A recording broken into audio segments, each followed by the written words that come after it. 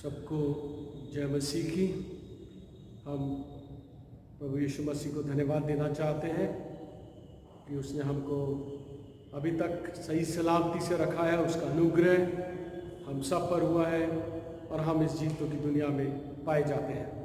विशेष तौर से परमेश्वर को धन्यवाद देना चाहते हैं आज इस इबादत के दिन के लिए, जबकि हम उसके भवन में इकट्ठा हैं ताकि हम उसको धन्यवाद दे सकें, उसकी हम सिताइश कर सकें।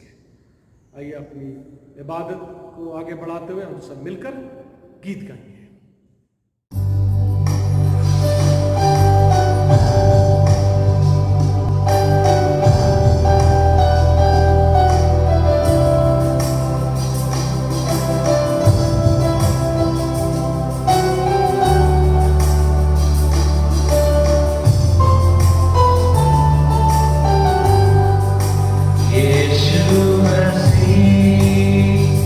तेरे जैसा है कोई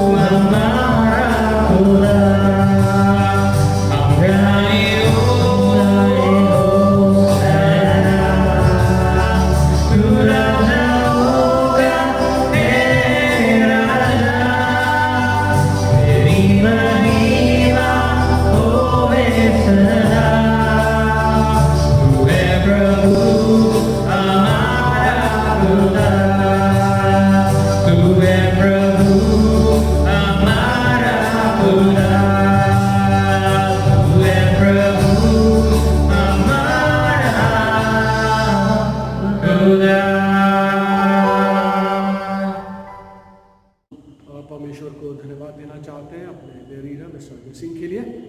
और आज इस सुबह में मिसाजे से परमेश्वर के वचन हम लोगों के साथ शेयर करेंगे और मैं उनको इनवाइट करना चाहता हूँ कि वो मेहरबानी से आकर परमेश्वर के वचनों को हमारे बीच में शेयर करें।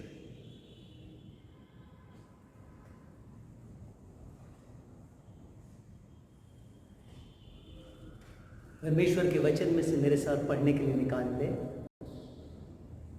पौलुस प्रेरित की पत्री इफिसियों के नाम, उसका 4वां अध्याय, उसके 17वें पद से लेकर के 24वें पद तक। The epistle according to St. Paul, chapter 4, verses 17 through 24। इसलिए मैं ये कहता हूँ और प्रभु में आग्रह करता हूँ कि जैसे अन्य जातीय लोग अपने मन की अनर्थ रीति पर चलते हैं, तुम अब से फिर ऐसे न चलो, क्योंकि उनकी बुद्धि अंधेरी हो गई है और उस अज्ञानता के कारण जो उनमें है और उनके मन की कठोरता के कारण वे परमेश्वर के जीवन से अलग किए हुए हैं और वे सुन्न होकर लुचपन में लग गए हैं कि सब प्रकार के गंदे काम लालसा से किया करें। पर तुमने मसीह की ऐसी शिक्षा नहीं पाई, वरन तुमने सचमुच उसी की सुनी और जैसा यीशु में सत्य है उसी में सिखाए भी गए कि तुम पिछले चाल चलन के पुराने मनुष्यत्व को जो भरमाने वाली अभिलाषाओं के अनुसार भ्रष्ट होता जाता है उतार डालो और अपने मन के आत्मिक स्वभाव में नए बनते जाओ और नए मनुष्यत्व को पहन लो जो परमेश्वर के अनुरूप सत्य की धार्मिकता और पवित्रता में सृजा गया है। ये परमेश्वर का वचन है। परमेश्वर का धन्यवाद। आइए प्रार्थना करें। पिता परमेश्वर, प्रभु हम आपके पास आते हैं और प्रभु अपने आप को और अपने मन को शून्य कर देते हैं और पिता आपसे विनती करते हैं कि हम सबसे बातचीत करिए। हमको वो रूह दीजिए प्रभु, एक जो कि समझने वाली रूह। और पिता परमेश्वर हम आपके कलाम से रूबरू हों, उसको समझने पाएँ और पिता उससे लबरेज होने पाए और पिता हमारा जीवन इससे भरकर चलने पाए। पिता परमेश्वर हम सबको आशीषित करिएगा और हम सबको अपने अनुग्रह में बना के रखिएगा। मसीह के नाम से मांगते हैं, आमीन। प्रभु यीशु मसीह की आप सब कुशल हो और मैं आशा करता हूँ कि इस सुबह आप सब कुशल होंगे, स्वस्थ होंगे और प्रसन्न होंगे। आज का वचन जो हमारे बीच में दिया गया है, पौलुस प्रेरित की पत्री इफिसियों के नाम, उसका 4वां अध्याय 17वें पद से 24वें पद तक, उसका जो थीम है जो हमारे मनन करने के लिए है वो है कि सत्य और पवित्रता का स्रोत हमारे हृदय में, the source of truth and purity is in our hearts. और हम देखते हैं कि पौलुस जब इफिसुस की कलीसिया से बातचीत कर रहा है तो वो उनको ये पत्री लिख रहा है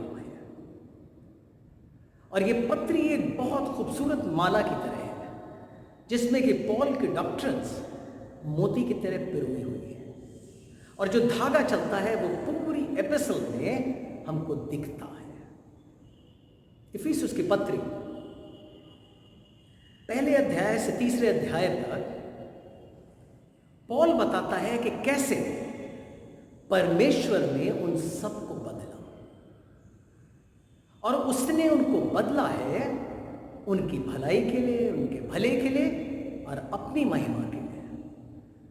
और फिर वो आगे बढ़ जाता है और 4थे अध्याय से और 6वें अध्याय तक वो इफिसियों की कलीसिया से कहता है कि तुम लोगों किस तरीके से जब मसीह में आ गए हो तो उसी के अनुरूप चाल चलनी है।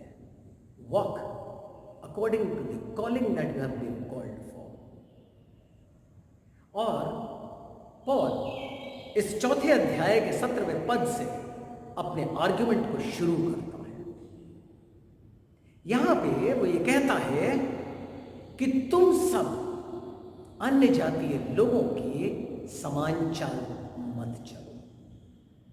पॉल जब उनसे ये बात कह रहा है तो उनसे कहता है, मैं तुम्हें परमेश्वर में होकर के ये कहता हूं। मायने कि वो पॉल अपनी तरफ से नहीं कह रहा है, वो परमेश्वर की तरफ से कह रहा है।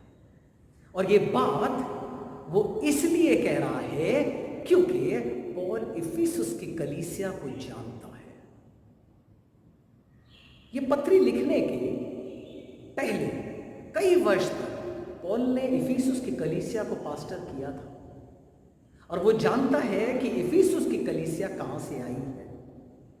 इफिसुस में आर्तेमिस नामक देवी की उपासना की जाती थी, वर्शिप की जाती थी। और वो वर्शिप बहुत घृणित थे, बहुत खराब किस्म के काम उसमें हुआ करते थे। और ये लोग जो इफिसुस की कलीसिया के लोग हैं, ये ऐसे पृष्ठभूमि से बाहर निकले और वहां से वो मसीह को जानते हैं और मसीह आते हैं। पॉल उनको लिख रहा है कि मैं तुम्हें परमेश्वर में होकर के कहता हूं कि अन्य जातीय लोगों की सी चाल मत चलो जो कि मन की अनर्थता पे चलते हैं। चाल से मतलब पॉल यहां पे कहता है कि दैट वॉक, वो उनके अंदर हैबिट है उसी तरीके के कार्य करने की। और वो हैबिट कैसी है? वो मन के अनर्थ रीति के मुताबिक, मन की वो अनर्थ रीति, the futility of the mind, कि जिसके परिणाम का कोई अर्थ ही नहीं है, it is of no consequence. यानी कि जो भी कार्य वो कर रहे हैं, जिस गोल को लेकर के वो कर रहे हैं, उस फाइनल गोल का कोई अर्थ ही नहीं है। पॉल कहता है उस अनर्थ रीति की चाल जो कि अन्य जातीय लोग, वो लोग जो कि परमेश्वर को, मसीह को नहीं जानते हैं, उनकी रीति पर मत चलो। वो ये कहता है, पॉल ये कहता है कि संसार हमको सिखाता है, अन्य जातीय लोग उस तरीके की चाल चलते हैं जैसी संसार में हमको दिखती है।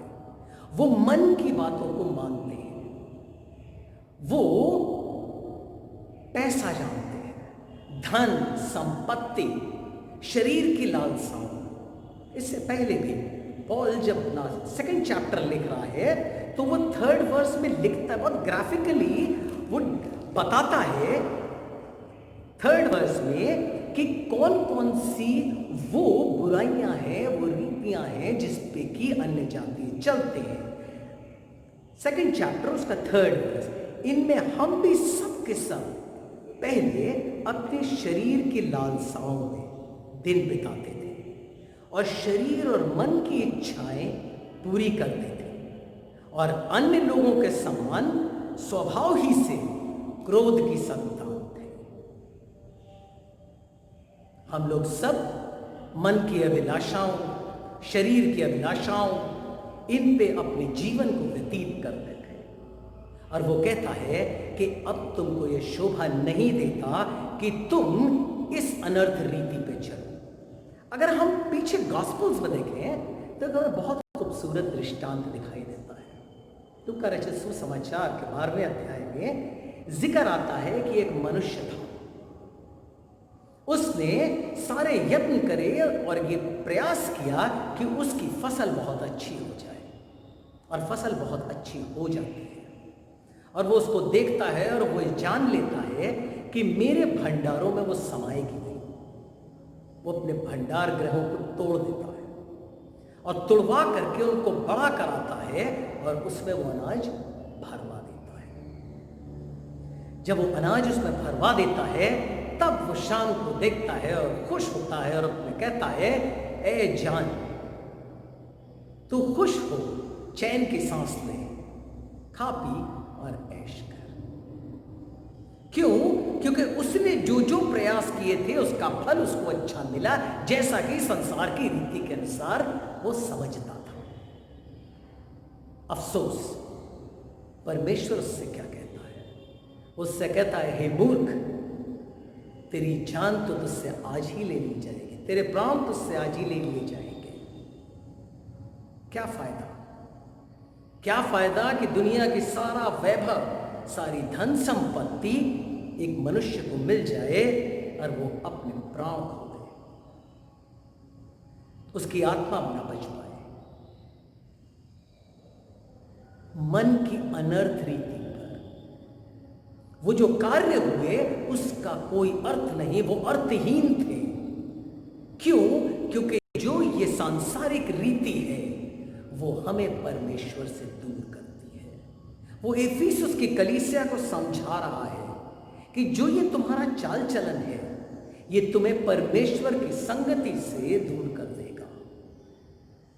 और वो कहता है कि तुम ये जो अन्य जातीय ये चाल चलते हैं वो इसलिए चलते हैं क्योंकि उनकी बुद्धि अंधकार में है। और वो अंधकार में इसलिए है क्योंकि वो अज्ञान है, दे डू नॉट नो। लेकिन ये इग्नोरेंस ऐसी इग्नोरेंस नहीं है, वो कहता है ये विलफुल इग्नोरेंस है।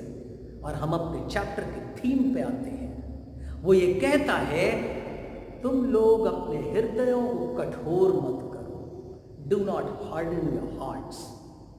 क्योंकि जब तुम अपने हृदय को कठोर कर देते हो तो तुम अपने आप को परमेश्वर की शिक्षाओं, प्रभु की शिक्षाओं से वंचित कर देते हो। तुम सुनना नहीं चाहते हो, तुम पढ़ना नहीं चाहते हो, तुम उसके समीप नहीं जाना चाहते हो। ऐसा क्यों होता है? वो इसलिए होता है क्योंकि संसार की शिक्षा और परमेश्वर की शिक्षा विरोधाभासी है। They are in total contradiction to each other. वो दोनों, उन दोनों में सामंजस्य नहीं है। और वो कहता है कि वो लोग इसलिए अपने मन को कठोर करते चले, अपने हृदयों को कठोर करते हैं क्योंकि वो सामंजस्य जब नहीं बैठता और उनको तो सुख, विलास और वैभव दिखाई देता है, तो इस बात को, वो जो हृदय में एक छोटी सी आवाज उठती है जिसको हम लोग कॉन्शियंस के रूप में भी जानते हैं, जिसको फीलिंग्स कहते हैं, वो उसको दबा देते हैं। और धीरे धीरे क्या होता है कि जब हम उस आवाज को नहीं सुनते हैं तो हमारा हृदय और कठोर होता जाता है। It's a vicious cycle.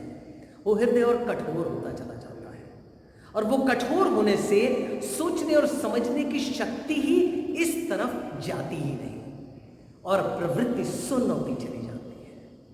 जैसा पॉल यहां पे भी कहता है, और वो सुन्न होते चले जाते हैं, वो फीलिंग्स ही खत्म हो जाती है और वो परमेश्वर के उस जीवन से, उस संगति से जो कि अनंत जीवन की तरफ ले जाता है, उससे दूर हो जाते हैं। और फिर पौल उनसे कहता है, लेकिन तुमने तो मसीह में ऐसी शिक्षा नहीं पाई, लेकिन तुमने तो मसीह में ऐसी शिक्षा नहीं पाई, तुमने मसीह को तो ऐसे नहीं जाना। उनको सिखाया पढ़ाया गया था। क्या ऐसा नहीं लगता कि पौल भले ही उस समय इस पत्री के जरिए इफिसुस की कलीसिया से बातचीत कर रहा हो, लेकिन वो आज हमारे इस परिवेश में हमसे भी ये बातें कर रहा है? क्या ऐसा नहीं है कि हम लोगों ने जो मसीह को जाना है, हम लोगों ने उसकी शिक्षा पाई है, हम वो सब चीज़ जानते हैं, लेकिन उसके बावजूद हमारे हृदय कठोर हो गए और हम परमेश्वर की शिक्षा को नज़रअंदाज कर देते हैं। वो जो एक छोटी सी आवाज़ हमारे हृदय में दिखती है, वो जो सोर्स है, वो सोर्स है जो कि हमें सत्य से मिलाता है, वो सोर्स है जो कि हमको पवित्रता से बनाता है, उस सोर्स को ही हम दबा देते हैं। क्या ऐसा नहीं है? ऐसा ही है। और वो कहता है वहां पे कि तुम सब ने ये विलफुल इग्नोरेंस का जामा पहन लिया है। You are wilfully ignorant. तुमने जो ये अज्ञानता पाई है वो अपनी मर्जी से पाते हो और अपनी मर्जी से इस अज्ञानता में आगे बढ़ते चले जाते हो। हम सब अपनी मर्जी से परमेश्वर के वचन को पढ़ना भूल गए। हम अपनी मर्जी से परमेश्वर की शिक्षा को ग्रहण करना भूल गए और हम उसमें आगे बढ़ते चले जाते हैं, अंधकार की राह पे चलते चले जाते हैं। पौलुस उनसे कहता है इफिसुस की पत्री में, इफिसुस की कलीसिया से इफिसियों की पत्री में कहता है कि तुम इस मनुष्यत्व को छोड़ दो। वो जो पुराना मनुष्यत्व है उसको उतार डालो और एक नए मनुष्यत्व को ओढ़ लो। वो पुराना मनुष्यत्व जो तुम जानते थे जब तुम मसीह में नहीं आए थे, उस मनुष्यत्व को जो कि सांसारिक रीति पर चलता है, जो संसार के नियमों के हिसाब से चलता है, उस मनुष्यत्व को उतार डालो। वो पापमय युग, वो घिनौना वस्त्र, वो मैला कुचैला बदबूदार वस्त्र, उसको उतार दो और नए मनुष्यत्व को, एक नए वस्त्र को ओढ़ पहन लो। वो वस्त्र जो कि तुम्हारे हृदय में जो वो आवाज है, जो उसको सुन करके परमेश्वर की शिक्षाओं को मानते हुए आगे मनुष्यत्व बना है। वो इफिसुस की कलीसिया से कह सकता था, हमसे कह सकता है। क्यों? क्योंकि वो पहले पुराने जो अभी परमेश्वर में आया ही नहीं, उसके दो मनुष्यत्व हो ही नहीं सकते। उसका तो एक ही मनुष्यत्व है जो कि ओरिजिनल सिन से उसके पापमय मनुष्यत्व में है। जब कोई व्यक्ति परमेश्वर में या मसीह में आ जाता है तो उसका नया मनुष्यत्व हो जाता है। और वो कहता है यहाँ पे कि तुम अपने इस नए मनुष्यत्व को ओढ़ लो। वो यही ही नहीं कहता है, वो एक जगह और भी कहता है। कोरिन्थ की कलीसिया 2 Corinthians 5:17 में कहता है, जो मसीह में आ गया है, पुरानी बातें बीत गई, सब कुछ नया हो गया। He is a new creation. He is telling the church of Corinth. वो यहां भी कहता है, उसी चीज को एम्फसाइज करता है, इस नए मनुष्यत्व को ओढ़ लो जो कि परमेश्वर की और मसीह की शिक्षाओं से बना है। जब मसीह की शिक्षाओं पर चलते हैं तो पूरा का पूरा जीवन हमारा मसीह पर आधारित होता है, परमेश्वर की ओर आधारित होता है और हमारी इच्छा ही यही होती है कि हम वो काम करें जो मसीह को पसंद है या जो परमेश्वर को पसंद है। हम वो काम कर ही नहीं सकते जो उनकी इच्छा के विरुद्ध या विपरीत हो। पौल हमको समझाता है आज के दिन इस इफिसियों की पत्री से, this episode to the Ephesians, Paul हमसे कहता है कि अपने हृदय में झांक के देखो, अपने हृदय में झांक के देखो कि are you truly saved? Are you truly saved? क्या तुम वास्तव में उद्धार पाया है? तुमने बच गए हो? या तुम उस मैले कपड़े को अभी उतारते हो, फिर पहन लेते हो, उसके बाद नया मनुष्यत्व पहन लेते हो और नए मनुष्यत्व को फिर उतार देते हो, पुराना फिर पहन लेते हो, as and when consequences deem. वो ये कहता है कि तुम सब हमसे भी बातचीत कर रहा है, अपने आप को जांचो और परखो, क्योंकि अगर तुम इस अधर्म की रीति पर अभी भी चलते रहे, उस मन की अनर्थ रीति पे अभी भी चल रहे हो, मेरी शिक्षाओं के प्रति ध्यान नहीं लगा रहे हो, नहीं सुन रहे हो, तो तुम्हारे उद्धार पे एक प्रश्न चिन्ह है। इसलिए फ्रेंड्स, अजीजों, आज की सुबह हम सब अपने आप को जांचें और परखें कि वास्तव में का मेरा और आपका जो चाल चलन है वो सांसारिक रीति पर है, जो कि उस मन की अनर्थ की रीति पर है, जो कि हमारे मन से उपजता है, या वो जो शरीर में या जो वो हृदय से जो वो सत्यता और पवित्रता का बना हुआ हमारा नया मनुष्यत्व, मसीह को आधार बना करके हमारे जीवन को चलाता है, हमारा जीवन वैसा है। अगर नहीं तो ज़रूरी है कि हम अपने हृदय के आईने में झांक के देखें और परमेश्वर से विनती करें कि हम सबको वो सामर्थ्य दे कि हम उसके राहों पर चलने वाले। प्रभु हम सबको बहुतायत से आशीष दे। आमीन।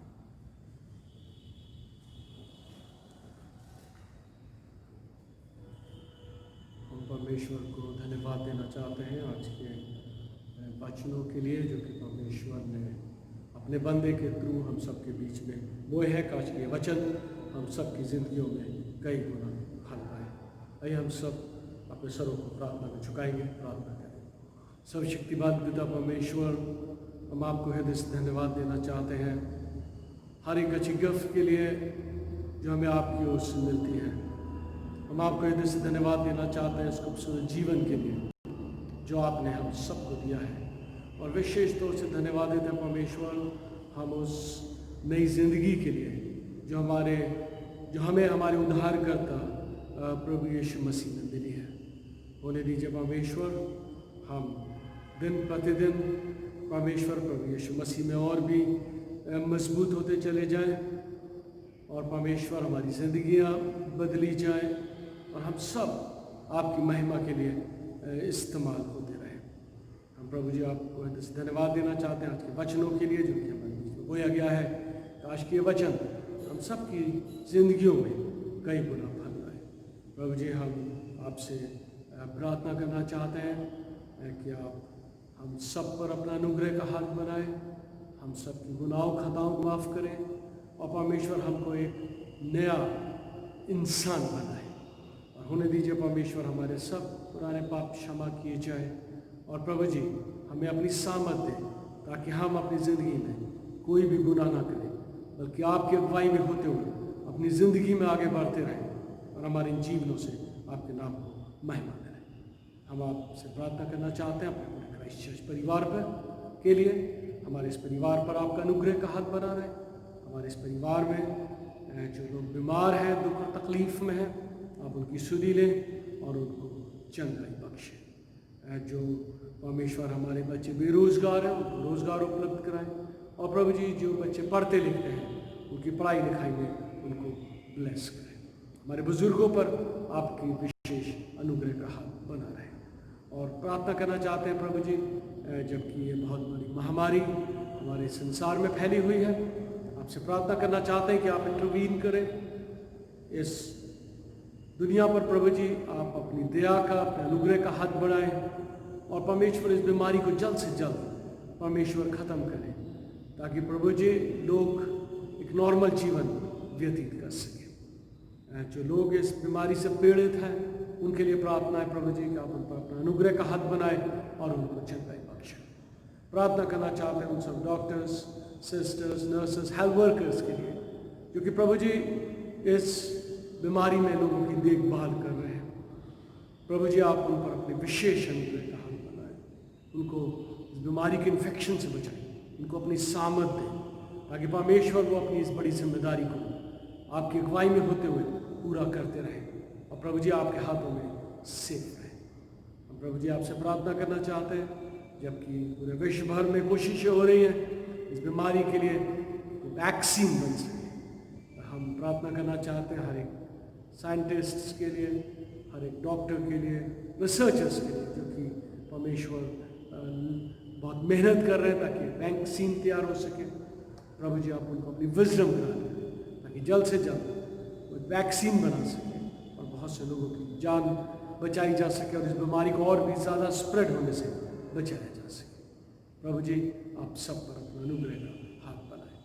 प्रभु जी हम आपसे प्रार्थना करना चाहते हैं कि आप हम सबको अपने हाथों में सुरक्षित रखें, और प्रभु जी हम सबको ईमान की मजबूती दें ताकि परमेश्वर ऐसे समय में हम अपनी आंखों को अपनी सहायता के लिए सिर्फ आपकी तरफ लगाए रखें, अपने ईमान में मजबूत रहें, और परमेश्वर आपकी महिमा स्तुति करते रहें।